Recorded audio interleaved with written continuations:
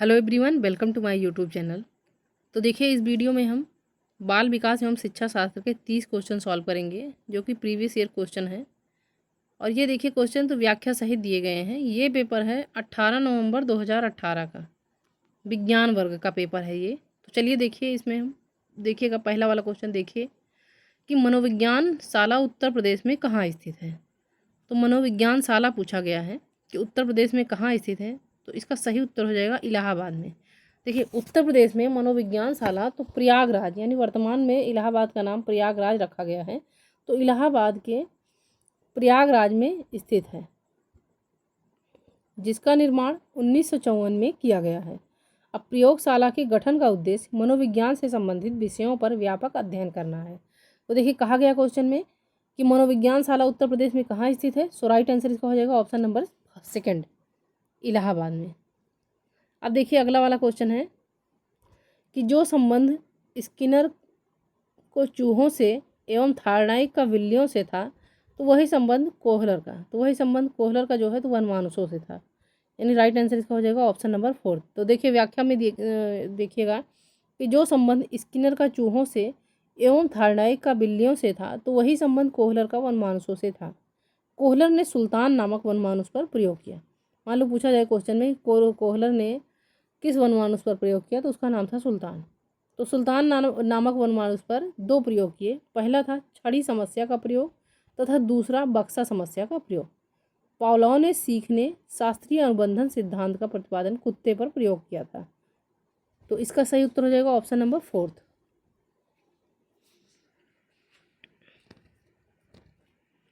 अब देखिए, question number 3 है कि अधिगम का पठार है।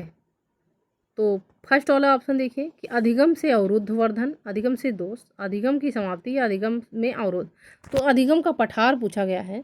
तो अधिगम का पठार जो है, तो ये सही उत्तर इसका हो जाएगा ऑप्शन नंबर फर्स्ट, अधिगम से अवरुद्ध वर्धन माना जाता है।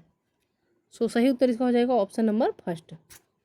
अब अगला वाला क्वेश्चन देखिएगा कि द बिहेवियर ऑफ ऑर्गेनिज्म नामक के पुस्तक के लेखक कौन है। तो द बिहेवियर ऑफ ऑर्गेनिज्म नामक पुस्तक के लेखक, तो इसका सही उत्तर हो जाएगा स्किनर, बी एफ स्किनर जो है। तो ये द बिहेवियर ऑफ ऑर्गेनिज्म, जो कि जीवों का व्यवहार, इस पुस्तक में जो है तो इन्होंने जीवों के व्यवहार पर अध्ययन किया है। तो इसका सही उत्तर हो जाएगा ऑप्शन नंबर फर्स्ट कि स्किनर। अब देखिए, इसमें व्याख्या में आगे कि सन 1938 में सेंचुरी मनोविज्ञान श्रृंखला के एक खंड के रूप में प्रकाशित हुई थी।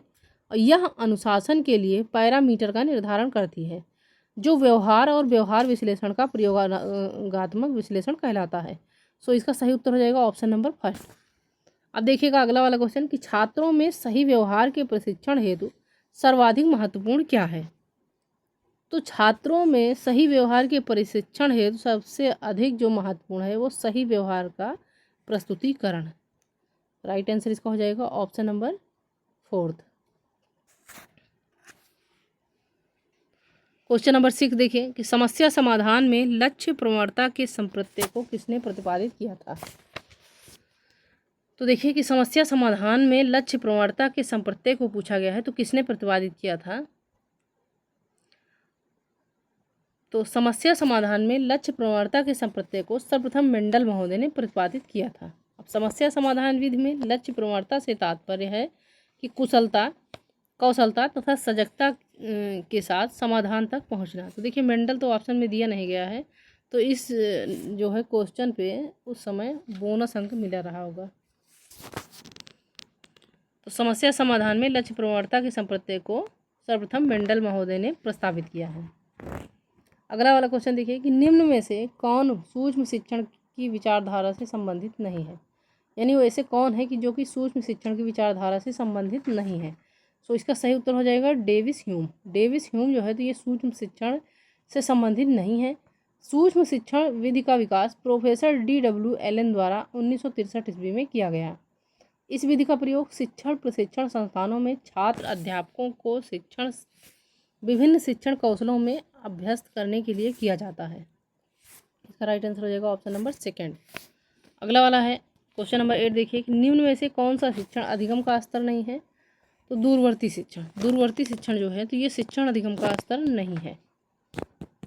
शिक्षण अधिगम का स्तर 3 स्तर है। पहला है स्मृत स्तर, दूसरा है बोध स्तर तथा तीसरा है परवर्ती स्तर, यानी जिसको हम कहते हैं रिफ्लेक्टिव लेवल। तो दूरवर्ती स्तर जो है ये शिक्षण अधिगम का स्तर नहीं है। राइट आंसर इसका हो जाएगा ऑप्शन नंबर 4।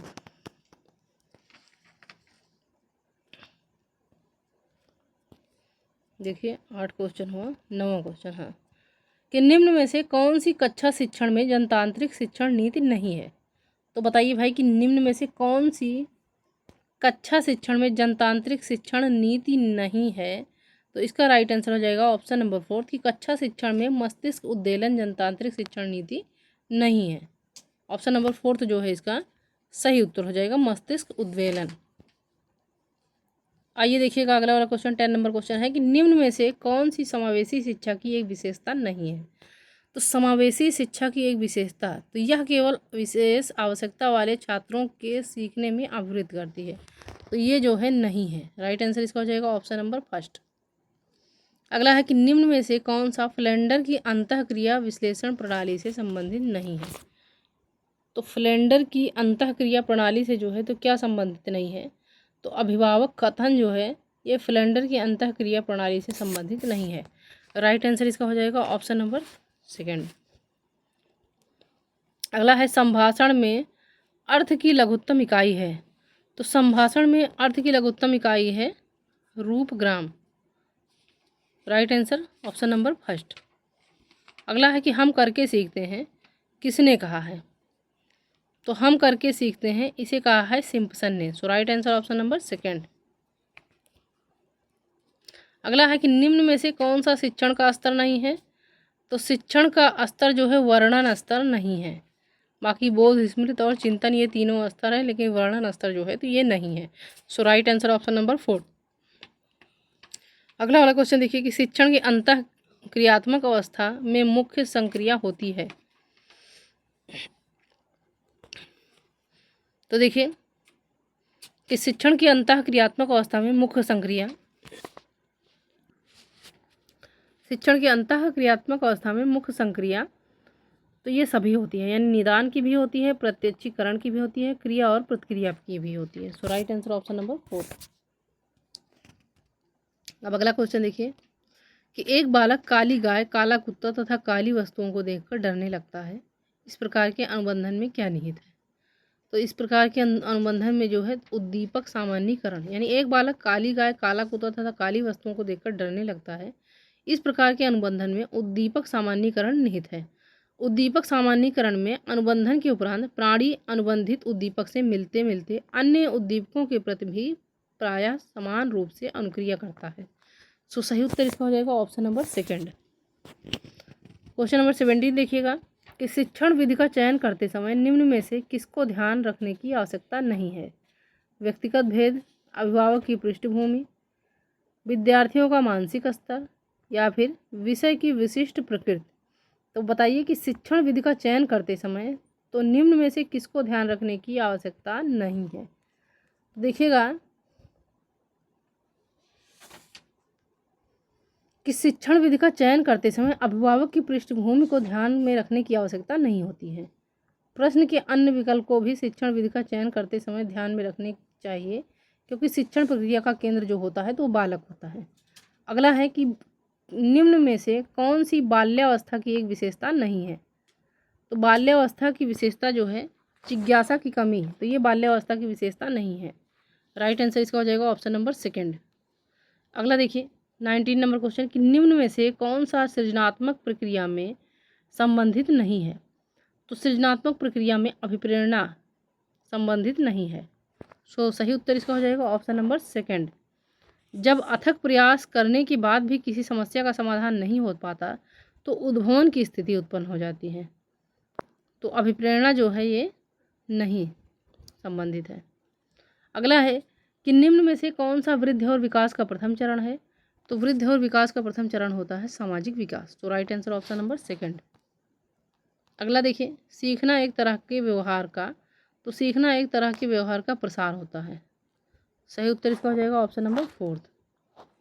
अगला है 22 नंबर क्वेश्चन देखिए स्किनर बॉक्स का प्रयोग किया जाता है। तो तो स्किनर बॉक्स का प्रयोग किया जाता है प्रसूत अनुबंधन के लिए। देखें, स्किनर बॉक्स का प्रयोग तो प्रसूत अनुबंधन के लिए किया जाता है।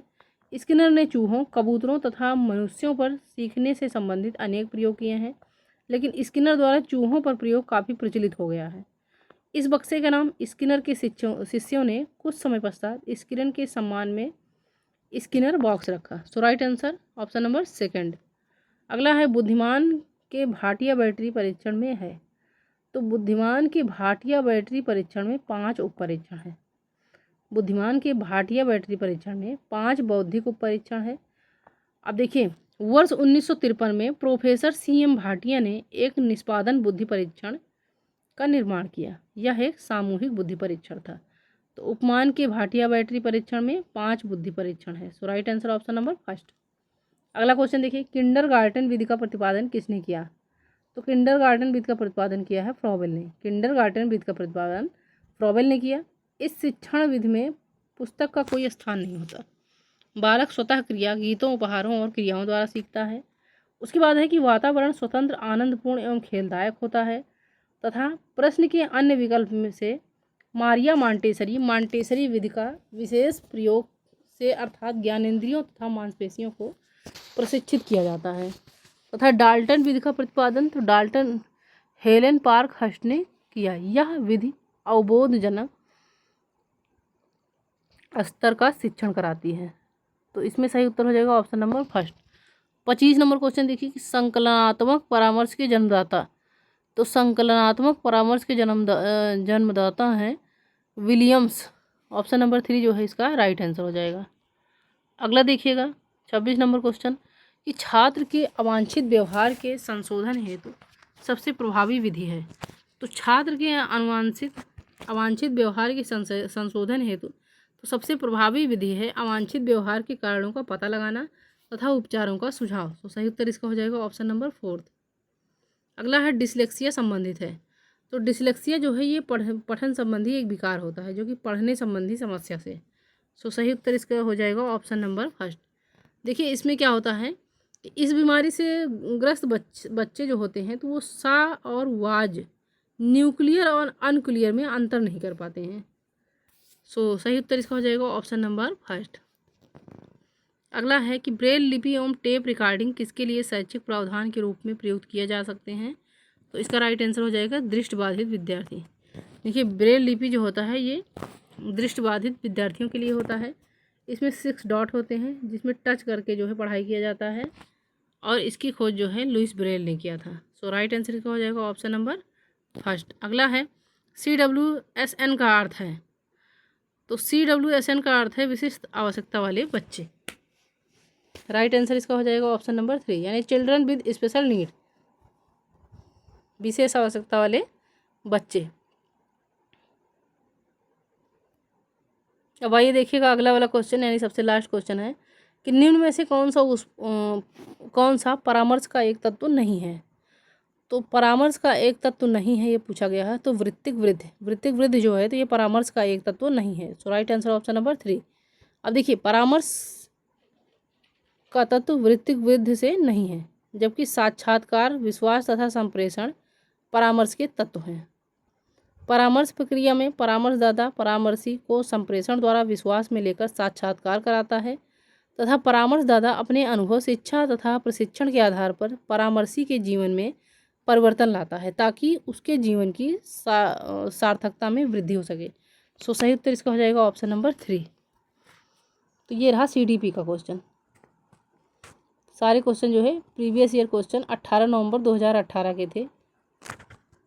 तो देख लीजिएगा, ऐसे ही पेपर एग्जाम में आएंगे।